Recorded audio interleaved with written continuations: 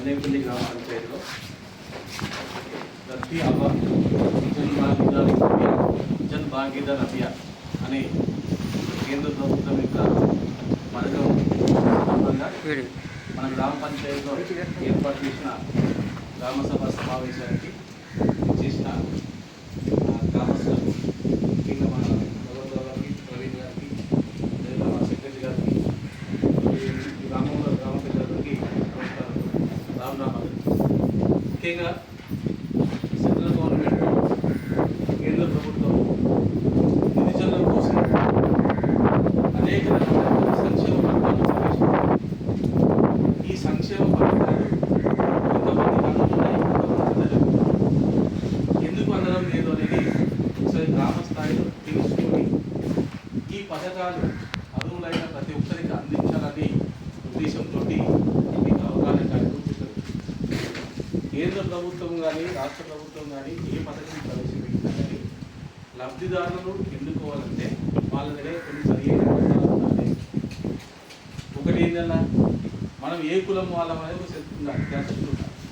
చాలామంది కూడా అక్కడ క్యాస్ట్ సర్టిఫికేట్ లేవు, ఉన్నా కానీ ఏముందంటే క్యాస్ట్ సర్టిఫికేట్ ఉమ్మడి జిల్లా ఉన్నప్పుడు, పాత ఆంధ్రప్రదేశ్ ఉన్నప్పుడు తీసుకునే ఉంది.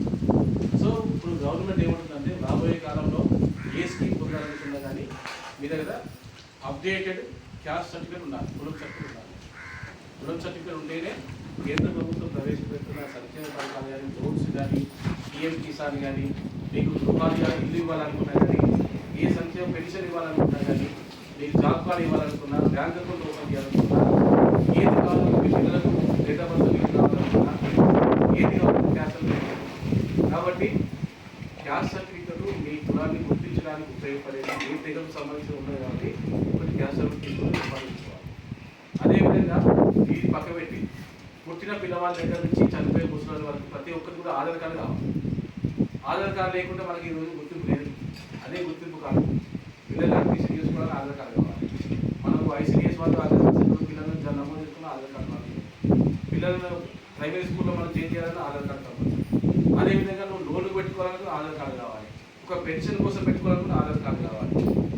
సో ఆధార్ కార్డు అనేది ఇప్పుడు నిత్య జీవితంలో ప్రతి పథకానికి కామన్ అయిపోయింది కాబట్టి ప్రతి ఒక్కరు ఆధార్ కార్డు తీసుకోవాలి.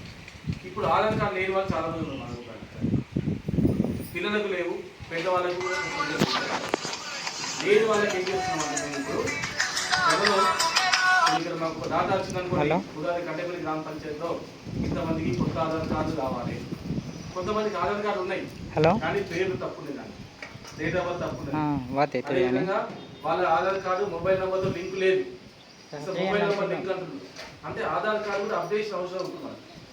ఎక్కడెక్కడ ఆధార్ కార్డు అప్డేషన్ అవసరం అనేది, ఎంతమంది కావాలనేది మీరు మా సెక్రటరీకి ఇచ్చేస్తే ఒక క్యాంప్ పెడతారు. ఇక్కడ ఆధార్ క్యాంప్ పెట్టి మీ ఉన్న ఆధార్ కార్డు అప్డేట్ చేయడము, అదేవిధంగా క్యాస్ట్ సర్టిఫికేట్ క్యాస్ట్ సర్టిఫికేట్ తీసుకోవడము, అదేవిధంగా వాళ్ళకు ఈ మనం ఆశవాళ్ళు వచ్చిన ఆయుష్మాన్ భారత్ కింద సెంట్రల్ గవర్నమెంట్ ముఖ్యంగా 5 లక్షల వైద్య సదుపాయాలు అందించడానికి ఆయుష్మాన్ భారత్ కార్డు ఇస్తుంది. ఇది ప్రతి ఒక్కరి దగ్గర ఉండాలి. అత్యవసరంగా మనకి ఏదైనా వైద్య సౌకర్యం ఇచ్చినప్పుడు ఈ కార్డు వాళ్ళకు ఫ్రీగా 5 లక్షల వరకు మనకు వైద్య సదుపాయం ఉండే అవకాశం. అదే దీంట్లో ప్రతి ఒక్కరికి కూడా మనకు ఆయుష్మాన్ భారత్ కార్డు తీసుకునే ఏర్పాటు చేయాలి. ఈ విధంగా బ్యాంక్ అకౌంట్ ఏదైనా సబ్సిడీ పడాలన్నా కానీ డైరెక్ట్ క్యాష్ నీ పేరు కూడా బ్యాంక్ అకౌంట్ ఉంటేనే ఇస్తారు.